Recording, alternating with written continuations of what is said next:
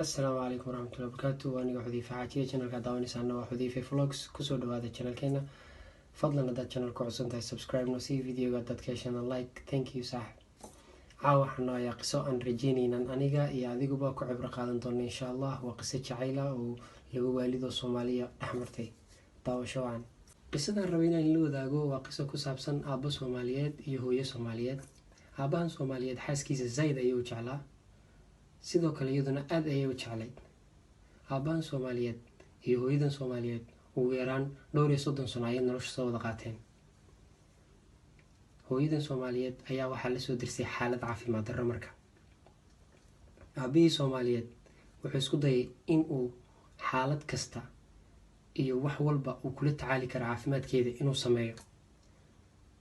dhakhaatiirtii buu la xiriiray. dhakhaatiirtu markay treatment sameeyeen oo isku dayeen inay daweeyaan way adkaatay. waxaa loo sheegay inay marwadiisu indhabeelayso oo ayna waxba dib u arki doonin, sababtoo ah sanadadii lasoo dhaafay oo dhan aragtideedu hoos ayay indhuhu sii dhacayeen. hooyadii Soomaaliyeed aad bay uga shoogtay arrinkii, way ka naxday. mudanaheedii jeclaana wuu qaadan waayey arrinkii, aad buu ula fajacay. wuxuu sameeyey inuu garan waayey xaaskiisii oo uu hanti ku badbaadin kari waayey. xataa laxaadku hanti ma goyso. mudanaheygii waxuu aad ula dhacday ayuu sameeyey. wuxuu sameeyey wixii uu hanti aruurinayay 30 sano ay nolosha ku midaysnaayeen ayuu bannaanka soo dhigay.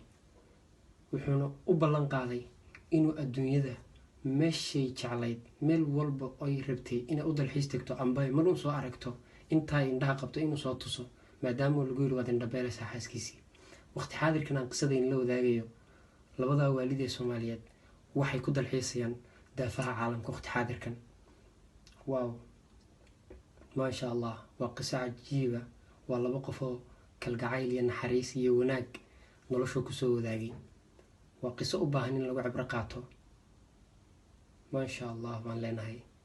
su-aal baan rabaa inaan weydiiyo markaa asxaabtayda bartan igu xidhan.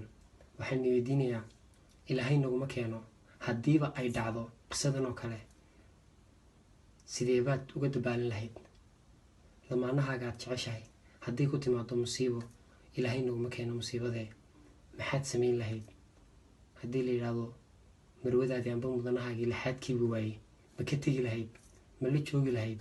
mise sida aabbaha Soomaaliyeed baad samayn lahayd? jawaabtaadu waa noo muhiim. fadlan hoos noogu reeb. waad mahadsantiin saaxiibayaal.